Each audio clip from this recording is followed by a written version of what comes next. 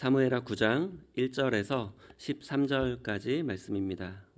다윗이 이르되 사울의 집에 아직도 남은 사람이 있느냐? 내가 요나단으로 말미암아 그 사람에게 은총을 베풀리라 하니라. 사울의 집에는 종 한 사람이 있으니 그의 이름은 시바라. 그를 다윗의 앞으로 부르매 왕이 그에게 말하되 내가 시바냐 하니 이르되 당신의 종이니이다 하니라. 왕이 이르되 사울의 집에 아직도 남은 사람이 없느냐? 내가 그 사람에게 하나님의 은총을 베풀고자 하노라 하니 시바가 왕께 아뢰되 요나단의 아들 하나가 있는데 다리 저는 자니이다 하니라. 왕이 그에게 말하되 그가 어디 있느냐 하니 시바가 왕께 아뢰되 로드발 암미엘의 아들 마길의 집에 있나이다 하니라. 다윗 왕이 사람을 보내어 로드발 암미엘의 아들 마길의 집에서 그를 데려오니 사울의 손자 요나단의 아들 무비보셋이 다윗에게 나와 그 앞에 엎드려 절하매 다윗이 이르되 무비보셋이여 하니 그가 이르기를 보소서 당신의 종이니이다. 다윗이 그에게 이르되 무서워하지 말라. 내가 반드시 내 아버지 요나단으로 말미암아 내게 은총을 베풀리라. 내가 내 할아버지 사울의 모든 밭을 다 내게 도로 주겠고 또 너는 항상 내 상에서 떡을 먹을지니라 하니 그가 절하여 이르되 이 종이 무엇이기에 왕께서 죽은 개 같은 나를 돌아보시나이까 하니라. 왕이 사울의 시종 시바를 불러 그에게 이르되 사울과 그의 온 집에 속한 것은 내가 다 내 주인의 아들에게 주었노니 너와 내 아들들과 내 종들은 그를 위하여 땅을 갈고 거두어 내 주인의 아들에게 양식을 대주어 먹게 하라. 그러나 내 주인의 아들 무비보셋은 항상 내 상에서 떡을 먹으리라 하니라. 시바는 아들이 15명이요 종이 20명이라. 시바가 왕께 아뢰되 내 주 왕께서 모든 일을 종에게 명령하신 대로 종이 준행하겠나이다 하니라. 무비보셋은 왕자 중 하나처럼 왕의 상에서 먹으니라. 무비보셋에게 어린 아들 하나가 있으니 이름은 미가더라. 시바의 집에 사는 자마다 무비보셋의 종이 되니라. 무비보셋이 항상 왕의 상에서 먹으므로 예루살렘에서 사니라. 그는 두 발을 다 절더라. 아멘. 오늘은 구약의 그리스도 68번째 시간인데요. 전 오늘 본문 말씀을 가지고 하나님의 은총이라는 제목으로 함께 은혜를 나누고자 합니다. 사무엘하 7장에서 하나님은 다윗에게 그의 집과 나라와 왕위가 영원할 것이라는 언약을 맺어 주셨습니다. 그래서 사무엘하 8장에 보면 하나님의 언약대로 다윗은 주변의 모든 나라들을 정복합니다. 이스라엘 백성들이 가나안에 들어온 이후에 처음으로 완전한 평화가 이제 이스라엘에게 임한 것입니다. 여기서 세 가지 중요한 특징이 있는데요. 첫 번째는 이 평화는 하나님이 주신 평화입니다. 사무엘하 8장 6절 14절 후반부에 보면 다윗이 어디로 가든지 야훼께서 이기게 하셨다고 이렇게 두 번이나 반복해서 기록합니다. 두 번째는 다윗은 하나님이 이스라엘의 왕 되심을 인정했습니다. 그래서 다윗은 주변 나라들로부터 받은 조공을 하나님께 먼저 드립니다. 세 번째는 다윗은 하나님 대신 백성들을 통치하는 대리 통치자라는 사실을 알았습니다. 그래서 다윗은 백성들을 하나님의 성품인 정의와 공의로 다스렸다고 성경은 기록합니다. 이 세 가지는 다윗을 통해서 하나님의 나라가 이스라엘에 임했다는 것을 보여줍니다. 그리고 본문은 그 하나님의 나라의 가장 중요한 특징인 하나님의 무조건적인 사랑인 그 은혜에 대한 내용입니다.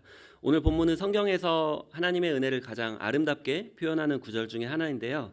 다윗이 무비보셋에게 베푸는 이 은총은 하나님이 우리에게 베푸시는 은혜를 잘 보여줍니다. 본문 1절은 이렇게 시작합니다.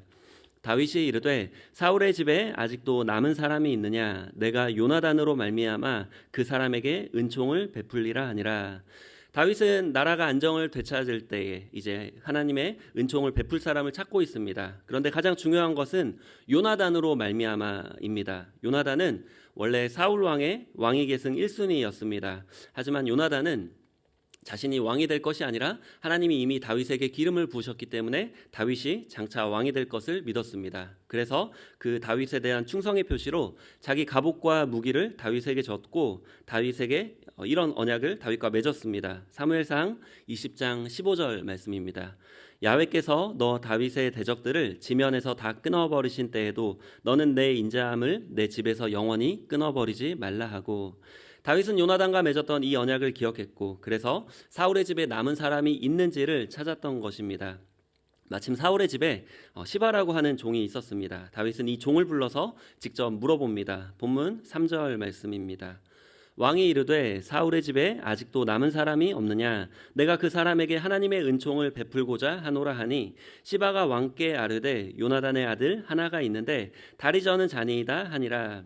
여기서 시바의 말투를 자세히 보면은 요나단의 아들 하나가 있기는 한데 다리를 저는 자라서 굳이 찾을 필요가 없을 것 같습니다. 이렇게 말하는 것입니다. 당시에 장애나 질병은 죄로 인한 하나님의 저주로 여겨졌고 그 유대 사회에서 사람 취급도 받기 힘들었습니다. 그래서 시바는 그 자는 하나님의 저주를 받은 자입니다. 당신의 은총을 받을 자격이 없습니다. 찾지 않아도 됩니다. 이렇게 말하는 것입니다.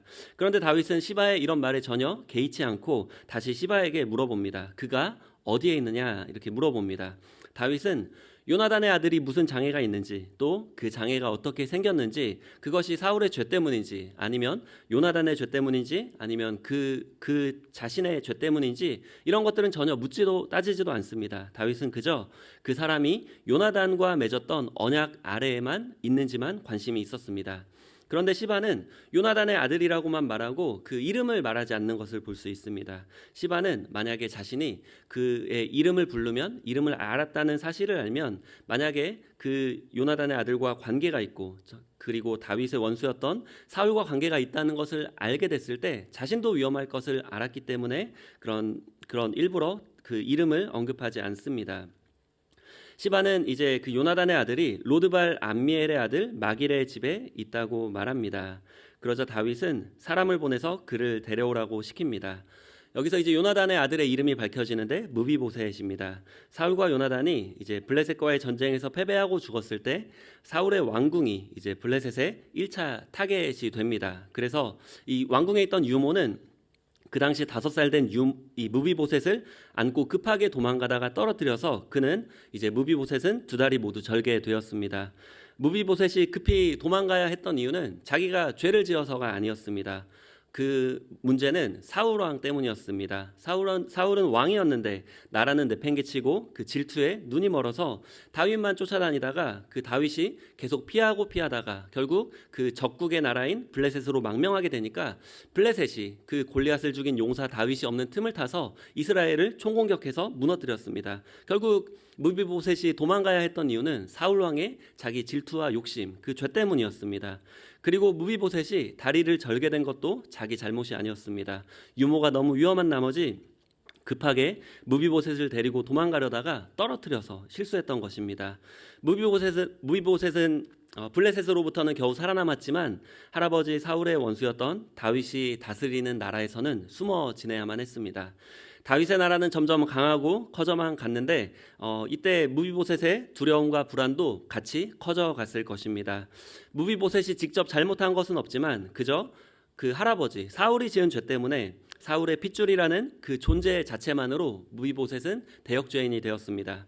또한 그는 유모의 잘못으로 2다리를 절개되었는데 평생 짊어지고 가야 될 고통이었고 또 하나님의 저주라는 그런 오해 속에서 사람들의 그러한 손가락질 속에서 살아가야만 했습니다. 즉 무비보셋은 존재 자체가 절망이었고 언제 죽을지 모른 채 숨어 지내야만 했습니다. 그런 무비보셋에게 가장 반갑지 않은 손님이 찾아왔습니다. 바로 다윗 왕이 보낸 사신이었습니다. 무비보셋은 그 사신을 따라가면서 이제는 다 끝났다, 이제는 죽을 수밖에 없겠다 이렇게 포기했을 것입니다. 그런데 무비보셋이 다윗 앞에 섰을 때 다윗은 무비보셋의 이름을 불러줍니다. 사울의 종인 시바도 무비보셋의 이름을 말하지 않았습니다. 어쩌면 그 이름은 절대 불러서는 안 될 이름이었을 것입니다. 그 이름을 부르는 사람도 또 불름받은 그 본인도 함께 다윗 왕의 반역죄인이 되어서 죽음에 당할 그런 위기에 놓이기 때문입니다. 그런데 다윗은 무비보셋의 이름을 부르며 인격 대 인격으로 마주합니다. 그리고 무비보셋은 오히려 당황하며 두려워하자 다윗은 이렇게 말합니다. 본문 7절 말씀입니다. 다윗이 그에게 이르되 무서워하지 말라. 내가 반드시 내 아버지 요나단으로 말미암아 내게 은총을 베풀리라. 내가 내 할아버지 사울의 모든 밭을 다 내게 도로 주겠고 또 너는 항상 내 상에서 떡을 먹을지니라 하니. 다윗은 요나단과 맺은 언약으로 인해서 무비보셋에게 두 가지 은총을 베풀어 주겠다고 약속합니다. 첫 번째는 사울의 모든 재산을 회복시켜 주는 것입니다. 사울은 왕이었습니다. 그 재산이 엄청나게 많았을 것입니다. 다윗은 그 모든 손해를 감수하고 자신이 그 사울의 재산을 무비보셋에게 회복시켜 줍니다. 즉 다윗은 자신이 기업 물을 자가 되어서 사울의 집안의 기업을 물러주고 있습니다. 두 번째는 항상 다윗의 상에서 무비보셋을 식사하게 했습니다. 왕의 상에서 함께 식사한다는 것은 특별한 의미가 있습니다. 그래서 본문 11절에 보면 그것이 무슨 의미인지 말씀합니다. 시바가 왕께 아뢰되 내 주 왕께서 모든 일을 종에게 명령하신 대로 종이 준행하겠나이다 하니라. 무비보셋은 왕자 중 하나처럼 왕의 상에서 먹으니라. 원수의 아들이었던 무비보셋을 다윗은 그 요나단과의 언약으로 인해서 요나단으로 말미암아 그 무비보셋을 왕자 중에 하나처럼 대했던 것입니다. 사실 다윗이 무비보셋의 목숨만 살려주는 것도 감지덕지한 일인데 또 사울의 재산까지 회복시켜주는 것도 정말 있을 수 없는 놀라운 일인데 그것도 모자라서 다윗은 무비보셋을 자기의 아들로 삼았습니다. 이 무비보셋은 누구를 의미합니까? 바로 하나님의 은혜를 입은 우리들을 의미합니다. 사울의 핏줄로 인해 존재만으로도 대역죄인이었던 무비보셋처럼 우리도 아담의 죄 때문에 태어날 때부터 원죄를 갖고 태어나서 존재만으로 존재 자체가 절망이었고 본질상 진노의 자녀였습니다. 그래서 그냥 태어나서 그냥 살다가 그냥 죽으면 가는 곳이 지옥입니다. 우리의 잘못과 상관없이 아담의 죄 때문에 그 잘못이 우리에게 내려왔고 또 그 원죄 때문에 우리도 죄를 지으면서 살아갈 수밖에 없는 존재가 되었습니다. 또 무비보셋은 유모의 실수로 평생 두 다리를 절게 되었습니다. 우리도 아담의 죄 때문에 그 저주 때문에 평생 육체의 연약함과 질병과 가난과 온갖 문제들로 이 땅에서의 삶 동안 고통받게 됩니다. 그렇게 살아갈 수밖에 없는 우리인데 예수님 한 분 때문에 하나님의 은혜가 우리에게 임했습니다. 무비보셋은 아버지 요나단이 다윗과 언약을 맺은 줄도 모르고 언제 죽을지 모를 두려움과 고통 속에서 숨어서 살아왔습니다. 그렇지만 다윗은 끝까지 그 언약을 기억하며 무비보셋을 찾아냈습니다. 이것이 바로 우리를 찾아오시는 하나님의 은혜이고 하나님의 사랑입니다. 하나님은 우리에게 은혜 받을 어떠한 자격이나 조건이 있는지 묻지 않으십니다. 왜냐하면 예수님 한 분이 다 그것을 이루셨기 때문입니다. 요나단으로 말미암아 무비보셋이 다윗의 은총을 받았던 것처럼 우리도 예수님으로 말미암아 모든 은총을 우리가 하나님의 모든 은혜를 우리가 받을 수 있습니다. 하나님의 방문은 사실 두려움의 방문입니다. 왜냐하면 죽을 수밖에 없는 우리의 죄를 깨우쳐 주시고 우리를 회개의 자리로 인도하시기 때문입니다. 우리의 존재가 본질상 진노의 자녀고 또 그 존재 자체가 절망이란 것을 먼저 깨우쳐 주시는 방문이기 때문입니다. 하지만 그 하나님의 방문은 사실은 사랑의 방문입니다. 왜냐하면 우리가 회개하기만 하면 아담 때문에 잃어버렸던 하나님의 모든 복을 회복시켜 주시고 우리를 하나님의 자녀로 삼아 주시기 때문입니다. 마치 그 사울이 잃어버렸던 모든 것을 다윗이 무비보셋에게 회복시켜 주셨고 또 그 무비보셋을 다윗의 자녀로 삼아 주신 것처럼 우리가 아담으로 인해 잃어버렸던 모든 것들을 하나님은 예수님으로 말미암아 다시 우리에게 회복시켜 주십니다. 무비보셋은 다윗의 방문이 두려움의 방문인 줄 알았는데 그 방문이 사랑의 방문이라는 것을 깨닫고 엄청난 감격을 가지고 이러한 고백을 합니다. 본문 8절 말씀입니다. 우리 다 같이 우리 8절 말씀 읽겠습니다. 그가 절하여 이르되 이 종이 무엇이기에 왕께서 죽은 개 같은 나를 돌아보시나이까 하니라. 이러한 감격이 이제 우리에게 있는지 없는지를 돌아봐야 됩니다. 이러한 감격이 우리에게 없다면 또 우리가 이런 감격이 있는지 없는지 생각도 안 하고 너무나 바쁘게 살아가고 있다면 우리는 너무나 지금 위험한 상태 가운데 놓여 있습니다. 표현이 조금 과격하긴 하지만 이 무비보셋의 고백처럼 왕께서 죽은 이 종이 무엇이기에 왕께서 죽은 개 같은 나를 돌아보시나이까 이러한 감격이 날마다 우리 가운데 있어야 되고 그 감격으로 하루하루를 하나님의 은혜 가운데 우리가 살아가야 됩니다. 마지막으로 이 이야기가 가장 아름다운 이야기가 될 수 있는 이유는 바로 무비보셋의 반응 때문입니다. 다윗이 아들 압살롬의 반역으로 예루살렘을 떠날 때 시바가 이제 많은 음식을 가지고 다윗과 함께했던 사람들에게 이제 찾아옵니다. 그러자 다윗이 너의 종 무비보셋은 어디에 있느냐 이렇게 묻습니다. 시바는 이렇게 대답합니다. 사무엘하 16장 3절입니다. 왕이 이르되 내 주인의 아들이 어디 있느냐 하니 시바가 왕께 아뢰되 예루살렘에 있는데 그가 말하기를 이스라엘 족속이 오늘 내 아버지의 나라를 내게 돌리리라 하나이다 하는지라. 그 시바는 이제 무비보셋이 반역을 꾀하고 있다 이렇게 말을 합니다. 그러자 다윗이 시바에게 내가 무비보셋에게 주었던 그 재산의 전부를 다 네가 가져라 이렇게 말합니다. 나중에 이제 압살롬이 죽고 다윗이 다시 예루살렘으로 돌아올 때에 무비보셋이 왕을 맞이합니다. 그때 무비보셋의 모습을 보면은 그 다윗의 고난에 참여했던 모습을 볼 수 있습니다. 사무엘하 19장 24절 말씀입니다. 사무엘하 19장 24절에 보면 사울의 손자 무비보셋이 내려와 왕을 맞으니 그는 왕이 떠난 날부터 평안히 돌아오는 날까지 그의 발을 맵시내지 아니하며 그의 수염을 깎지 아니하며 옷을 빨지 아니하였더라. 무비보셋은 다윗의 은혜에만 동참했던 것이 아니라 다윗의 평안에만 동참했던 것이 아니라 다윗의 고난에도 함께 동참했습니다. 그리고 다윗이 이제 무비보셋에게 너는 왜 그때 나를 따라오지 않았냐 이렇게 묻습니다. 그러자 무비보셋은 그때 시바가 이제 나귀를 타고 내가 다윗에게 가려고 했었는데 당신에게 가려고 했었는데 그 시바가 나를 속이고 자기 혼자만 가서 나를 이렇게 중상모략했습니다. 이렇게 말을 합니다. 그러자 다윗이 그 시바에게 줬던 그 전부를 이제 시바와 절반씩 나누라 이렇게 말을 합니다. 여기 보면 다윗이 또 하나님의 은혜를 또 볼 수 있습니다. 사실 시바가 잘못했으면 시바를 죽이거나 그 재산 전부를 빼앗아서 무비보셋에게 줘야 되는데 다윗은 그 시바의 잘못에도 불구하고 여전히 그 은혜를 거두지 않습니다. 그 은혜는 우리에게도 마찬가지입니다. 우리도 하나님의 은혜를 경험하고 그 구원의 감격을 경험하고도 여전히 죄 가운데 머물 때가 많지만 하나님의 은혜는 그렇게 쉽게 거두지 않습니다. 왜냐하면 예수님이 하나님과 우리 사이에 있기 때문입니다. 이 무비보셋은 이제 다윗이 이제 시바에게 그 무비보셋과 절반씩 나누라 무비보셋에게 시바에게 줬던 것을 절반씩 나누라고 말하자 무비보셋이 이렇게 고백합니다.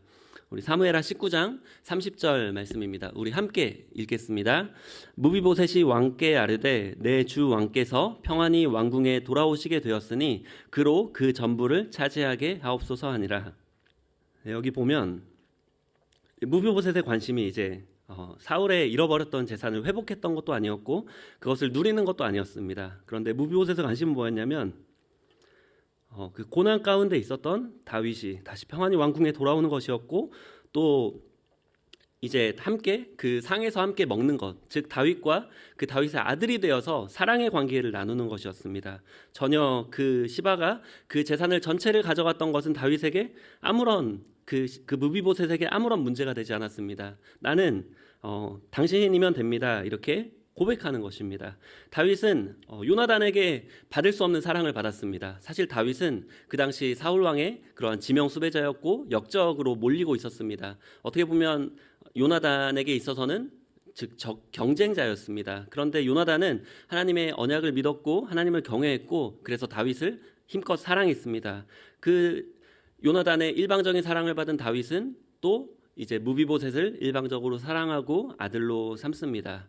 그리고 무비보셋은 그 사랑을 일방적으로 받고 끝나는 것이 아니라 다윗을 사랑하고 그 전부로 그냥 당신과 함께만 하면 됩니다. 당신이 평안하기만 하면 그걸로 나는 족합니다. 이렇게 고백을 합니다. 즉 개 같은 나를 돌보십니까? 이런 무비보셋의 감격이 어떻게 보면 다윗이 고난의 때에 다시 또 그 회복의 때에 그 모든 순간마다 그 감격이 끊이지 않았던 것입니다. 아까 우리 찬송가 3개를 불렀었는데 페니크로스비의 찬송가였는데 6개월 태어난 지 6개월 때부터 95세로 하나님의 부르심을 받을 때까지 평생 맹인으로 살았지만 그 평생의 삶 동안 하나님의 은혜가 그 삶에서 끊이지 않았던 그러한 삶이 어떻게 보면 이 무비보셋의 삶이 아닐지 또 우리가 추구해야 될 그러한 삶이 아닐지 다시 한번 돌아보게 됩니다. 사실 이것은 다윗의 은혜 또 무비보셋의 사랑 이 모든 것이 주제이긴 하지만 사실은 하나님이 먼저 요나단에게 은혜를 베풀어 주셨고 그 은혜가 다윗에게도 임했고 또 무비보셋에게 임했고 이 모든 것이 하나님의 사랑이고 하나님의 은혜가 이 모든 것의 주제입니다. 그리고 중요한 것은 이 은혜가 계속해서 흘러가고 있다는 것입니다. 마찬가지로 이 은혜가 우리에게 임했습니다. 우리도 이 은혜를 흘려 보내야 될 줄 믿습니다. 다시 한번 은혜에 대한 감격으로 항상 나를 위해 사는 인생이 아니라 주를 위해 살며 또 은혜를 흘려보내시는 저와 여러분이 되시길 예수님의 이름으로 간절히 축원드립니다.